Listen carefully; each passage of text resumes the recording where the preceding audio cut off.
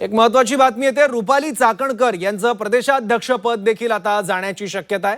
देवगिरी बंगल्यावर राष्ट्रवादीची बैठक, चाकणकरांच्या राजीनाम्यानंतर महत्त्वाची बैठक घेण्यात आली।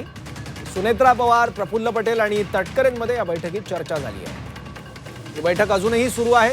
या बैठकीत याबाबत देखील चर्चा होते। आपल्या प्रतिनिधी सीमा आडे आता आपल्या सोबत आहे। सीमा, अशोक खरात प्रकरण हे रुपाली चाकणकर यांना भोवल्याचं पाहायला मिळत आहे। कालच त्यांनी आयोगाच्या अध्यक्षपदाचा राजीनामा दिला। त्यांच्या राजीनाम्यानंतर हा एक प्रश्न उपस्थित केला जातोय की महिला प्रदेश अध्यक्षपद सुद्धा पक्षाचं त्यांच्याकडे आहे, त्यामुळे याही पदावरून त्यांची हकालपट्टी करण्यात यावी, त्यांचा राजीनामा घेण्यात यावा अशी एक चर्चा राजकीय वर्तुळामध्ये सुरू आहे। आणि तशा प्रकारचे आदेश सुद्धा पक्षांतर्गत या संदर्भात चर्चा सुद्धा झालेली आहे। जी माहिती सूत्रांकडून मिळत होती, रुपाली चाकणकर यांना याही पदाचा राजीनामा देण्यासाठी पक्षाकडनं सांगण्यात आलेला आहे। याच संदर्भात आज देवगिरी बंगल्यावरती सुनेत्रा पवार, प्रफुल्ल पटेल आणि सुनील तटकरे यांच्यामध्ये चर्चा होती आणि या संदर्भात निर्णय जो आहे तो याच बैठकीत घेण्यात येईल।